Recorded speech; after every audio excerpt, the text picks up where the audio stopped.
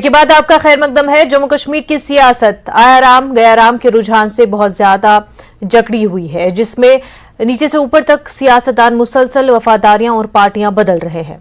सियासतदान बाकायदगी से वफादारियां बदलने के लिए अपने अमल का दिफा करने की कोशिश भी कर रहे हैं। सियासी माहिरीन का कहना है कि जम्मू कश्मीर के सियासतदानों ने भी अब नजरियात पर मबनी सियासत से किनारा कशी इख्तियार कर ली है और अब वो सिर्फ मौके हासिल करने में दिलचस्पी रख रहे हैं ताकि वो सियासी मैदान में पोजीशन हासिल कर आगे बढ़ सके। इस हवाले से देखिए हमारी ये रिपोर्ट। रियासत हरियाणा अपने सियासतदानों में वफादारों को तब्दील करने के रुझान के लिए मशहूर है। माजी में मेमरी मुकन्नना सियासी जमातों और सियासी हॉर्स ट्रेडिंग ने बार बार फ्लोर क्रॉसिंग, टर्न कोटिंग और पार्टियां बदलना एक आम बात थी। अब ऐसा लगता है कि आयाराम गयाराम का रुझान जम्मू कश्मीर की सियासत में भी एक आम रुझान बन गया है।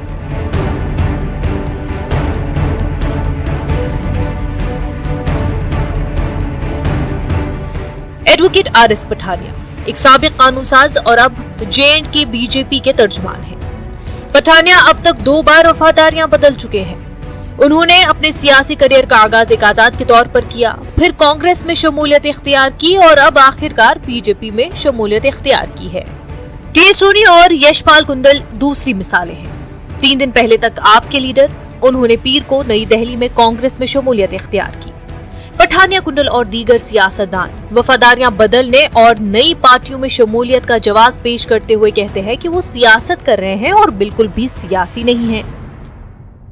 मुझे एक रिस्पॉन्सिबिलिटी भी जिसे कहते हैं, जो कांग्रेस का युवा जिसे कहते हैं विंग है यूथ कांग्रेस, उसमें दिया गया।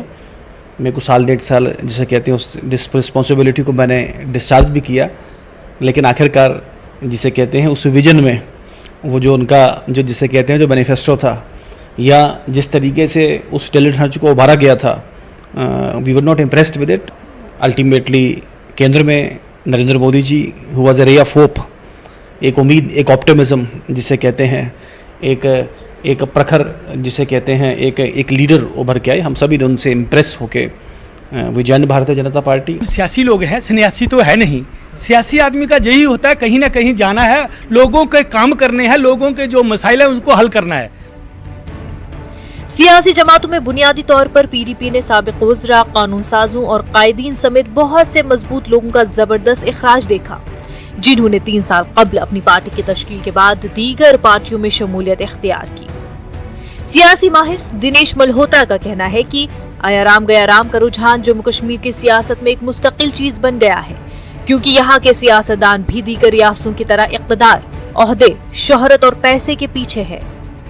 4-5 साल से कोई चुनाव नहीं हो रहे हैं, वो पॉलिटिकल पार्टी में बैठे हुए हैं, लेकिन उनको कोई काम नहीं मिल रहा है, तो कोई और नए ऑप्शन वो तैयार कर रहे हैं। जैसे अभी कल जो आपने बात की कि कल जो 21 लोग वहाँ पे कांग्रेस पार्टी जिन्होंने ज्वाइन किया है, उसमें प्रोमिनेंट कुछ डेमोक्रेटिक प्रोग्रेसिव आज़ाद पार्टी के भी लोग थे और अपनी आम आदमी पार्टी के।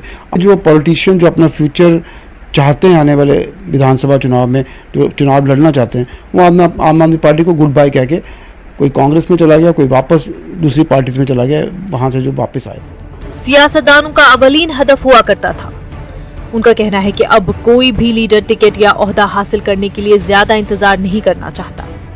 उन्होंने ये भी पेशंगोई की कि जब भी असेंबली इंतखाबात मुनक्किद होंगे, जम्मू कश्मीर में कायदीन की वफादारियों की तब्दीली में मजीद इजाफा होगा। आयाराम गयाराम का जो ज़्यादा लोग जाएंगे, अपनी अपनी पार्टी छोड़ के दूसरी पार्टी में जाएंगे, क्योंकि इस समय जो नई जो डिलिमिटेशन कमीशन के बाद नई सीट्स बनी हैं, उसमें एक सीट पे 10-10 लोग दावेदार हैं, एक पॉलिटिकल पार्टी में। जब उनको सीट नहीं मिलेगी जो काम कर रहे हैं अभी, तो शायद दूसरी पार्टी में अपना ऑप्शन एक्सप्लोर करेंगे। और ये मेरा ये पक्का मानना है कि विधानसभा चुनाव में बहुत बड़ा एक शिफ्टिंग होगी, एक पार्टी से दूसरी पार्टी की तरफ लोग जाएंगे। आयाराम गयाराम की सियासत जम्मू कश्मीर में बहुत तेजी से पनपी है और बहुत तेजी से इसका ट्रेंड चल रहा है, लेकिन आम लोगों के बीच पॉलिटिशियंस का जो एतमाद है वो खत्म हो रहा है। और ये बात भी सिद्ध हो रही है कि आज विचारधारा नहीं बल्कि मौका परस्ती ही असली सियासत है। कैमरामैन आशु के साथ में समीर भट्ट, न्यूज़ 18 जम्मू। डीजीपी जम्मू कश्मीर दिलबाग सिंह ने आज एडीजीपी कश्मीर विजय कुमार के हमरा कुपवाड़ा जिले का दौरा किया और दौरे के दौरान उन्होंने क्रापुरा, कंडी दरगमुला और एसपीओ ऑफिस कुपवाड़ा में तामीराती प्रोजेक्टों का इफ्तिताह किया और इस मौके पर दिलबाग सिंह ने SPO office Kupwara security forces के साथ एक मीटिंग मुनक्किद की। मीटिंग में अमन कानून की सूरत हाल का जायजा लिया। मीटिंग में डीआईजी शुमाली कश्मीर, एसएसपी कुपवाड़ा युगल मनहास, एसपी हंदवाड़ा शमीमा नबी के अलावा पुलिस, सीआरपीएफ, फौज के आला अफसरान भी मौजूद थे। इस दौरान डीजीपी जम्मू कश्मीर दिलबाग सिंह ने तमाम अफसरान के हमरा मुख्तलिफ इलाकों में मेरी मिट्टी मेरा देश मुहिम के सिलसिले में शजरकारी भी की। हमारे साथ है इस वक्त डीजीपी दिलबाग सिंह साहब जिन्होंने कुपवाड़ा जिले का दौरा किया। तो डीजीपी साहब ये कहा कि क्या वाकई तौर मिलिटेंसी जो है क्या वो आखिरी पड़ाव पर है? देखिए, इस बात में दो राय नहीं है कि मिलिटेंसी बिल्कुल आखिरी पड़ाव पे है। आज लोएस्ट नंबर है एक्टिव टेररिस्ट का और अमन अमान का जो सिलसिला है वो सब जगह पे आप देख रहे हैं।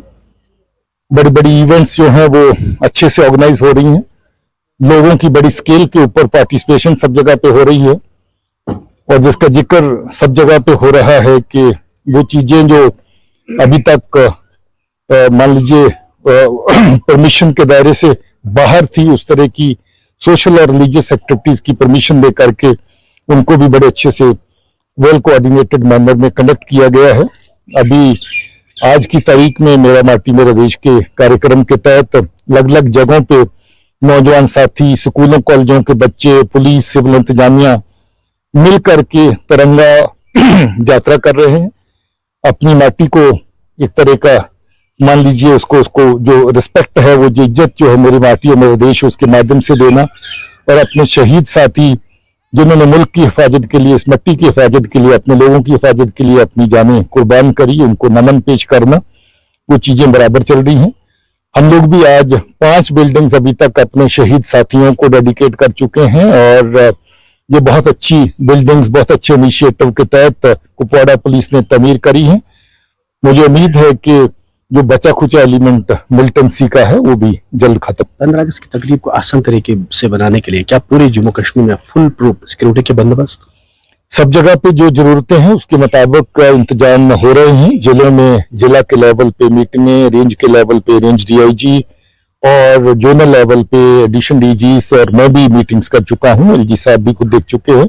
हम लोग चाहते हैं कि बहुत ही अच्छे तरीके से ये प्रोग्राम सब जगह पे कंडक्ट हो। जो यूटी लेवल का मेन फंक्शन है वो भी और बाकी जगह भी सब कार्रवाइयां हमारी इस वक्त अमल में है। मुझे लगता है कि सब जगह अच्छे से प्रोग्राम होगा। जम्मू कश्मीर पुलिस सरबराह दिलबाग सिंह ने कहा कि जम्मू कश्मीर में 15 अगस्त की तकरीबात के सिलसिले में फुल प्रूफ इंतजाम किए गए हैं। डीजीपी ने कहा कि पाकिस्तान के नापाक अज़ाइम को खाक में मिला दिया जाएगा। उन्होंने कहा कि मिलिटेंसी दम तोड़ रही है। जंग जो पाकिस्तान की साजिश के तहत शुरू हो चुकी है वो ड्रग्स की है और ड्रग्स के खिलाफ लड़ना जो है वो भी उसी तरह से मान लीजिए एक संजीदगी की जरूरत होगी, एक बहुत बड़ी एफर्ट की जरूरत होगी। जिस तरीके से लंबा अरसा हम लोगों ने आतंक के खिलाफ, दहशत के खिलाफ लड़ाई लड़ी है, मुझे उम्मीद है कि इस जंग में भी हम फतेह हासिल करेंगे। मगर इसमें समाज की, लोगों की, नौजवान की, सबकी जरूरत है कि वो मिल करके इसके खिलाफ खड़े हों। पुलिस स्टेशन रामबन में तैनात एएसआई मोहम्मद रफीक नायक की तशखीस के बाद लुक़मा अजल बने हैं और उनकी मैयत को जम्मू से आबाई गांव परहिंदर नील लाया गया। वाज़ेह है कि मोहम्मद रफीक नायक को 3 महीने कबल दौरान ड्यूटी अपने फर्ज के अंजाम दही के दौरान एक कुत्ते ने काटा था। 3 महीने के बाद डॉक्टरों ने मोहम्मद रफीक को रेबीज की तशखीस की और उसे इलाज के लिए all India medical institute Delhi रवाना किया था, लेकिन उसे वहां से वापस घर भेज दिया गया। जम्मू पहुंचने पर मोहम्मद रफीक ने जुमे की सुबह दम तोड़ा। उनकी रहलत पर न सिर्फ महकमा पुलिस बल्कि पूरे जिले रामबन में गम का माहौल है, क्योंकि मोहम्मद रफीक नायक अपनी शराफत, ईमानदारी और मेहनती एहलकार होने की वजह से काफी लोगों में भी चर्चित थे और शाहरा पर होने वाले सड़क हादसात में बचाव कार्रवाइयों के लिए मोहम्मद रफीक पेश रहते थे।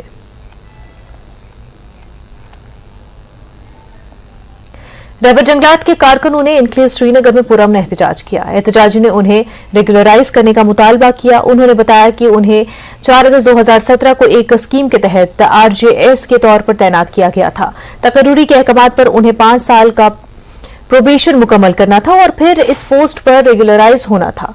इन गुज़िश्ता 5 सालों में इन मुश्किल वक्तों में महज 5,000 रुपए तनख्वाह पर पूरी ईमानदारी और दयानतदारी के साथ काम कर रहे हैं। अब 6 साल हो चुके हैं, लेकिन उन्हें तैनात नहीं किया गया और उनकी दरख्वास्तों को मुसलसल नजरअंदाज किया जा रहा है। एहतजाजियों ने एलजी इंतजामिया से इस मामले को जल्द अज जल्द हल करने की अपील की है। एक बाज़ाब्ता कैबिनेट ऑर्डर जिसका FST 155 है उसके तहत हुई थी, जिसमें क्लियरली लिखा गया था कि हमारे जो प्रोबेशन पीरियड है वो 5 साल का होगा। 5 साल के बाद ऑटोमेटिकली हमारी जो रेगुलराइजेशन है वो होगी। लेकिन सर इन्होंने 2022 मई में एक फरमान जारी किया था इस एडमिनिस्ट्रेशन ने, जिसमें हमारे लिए बोला गया था कि आप तो हैं रहबरी जंगलात, लेकिन आपको इन्हीं पोस्ट के लिए जिसका आपको कैबिनेट ऑर्डर है उसके लिए आपको एग्ज़ाम देना पड़ेगा और उसमें हम आपको वेटेज देंगे 15 पॉइंट्स 10 पॉइंट्स वटेवर। हमने उसको चैलेंज किया, कोर्ट से नहीं किया, हमने अपने प्रोटेस्ट से चैलेंज किया उसको, और इन्होंने फरवरी 16, 2023 में उसको सर रिवोक किया वापस, वो ऑर्डर उसकी कैंसिलेशन कर दी। उसके बाद सर अभी हमने अपना प्रोबेशन पीरियड सक्सेसफुली और अच्छे से, जैसे जो कि हमारे सीनियर ऑफिशियल्स जो हैं हमारे डिपार्टमेंट में वो भी एक्नॉलेज कर चुके हैं हमारे वर्क को, हमने किया सर। हमारा जो प्रोबेशन पीरियड 5 साल का था वो 5 अगस्त 2022 को ख़त्म हुआ है। तब से हम ऑफ शूट हो गए और 1 साल, और 1 साल में ना ही तो ये हमें कुछ रेगुलराइज कर रहे हैं, ना ही तो ये हमें कुछ बता रहे हैं। हम चाहते हैं एक तो हमारी रेगुलराइजेशन की डिग्निटी हो और जल्द अज जल्द हो, और ये हमारी जो टॉसिंग ऑफ फाइल्स और हमें इधर से उधर ह्यूमिलेट किया जा रहा है बड़े ऑफिस में, तो ऐसा ना हो। जो इशू है इसके रिगार्डिंग हम मिले हैं चीफ सेक्रेटरी साहब से, तो उन्होंने इसमें हमें पूरा ये सपोर्ट किया है कि उन्होंने कहा कि आपकी प्रोसेस चल रही है, आप थोड़ा पेशेंस रखिए। तो कम से कम 3 बार हम इससे मिल चुके हैं इस बारे में, तो उन्होंने हमें यही आश्वासन दिलाया कि प्रोसेस चल रही है, थोड़ा पेशेंस रखिए। लेकिन कल हम फिर उनसे मिलने गए, लेकिन उनका कुछ लहजा ऐसा था कि वो जैसे चाहते ही नहीं कि इनको रेगुलराइज किया जाए। हम अब एलजी साहब से अपील करते हैं और चीफ सेक्रेटरी साहब से अपील करते हैं कि जो उन्होंने हमसे वादा किया है अब उनको जल्द से जल्द पूरा कीजिए। वक्त हो गया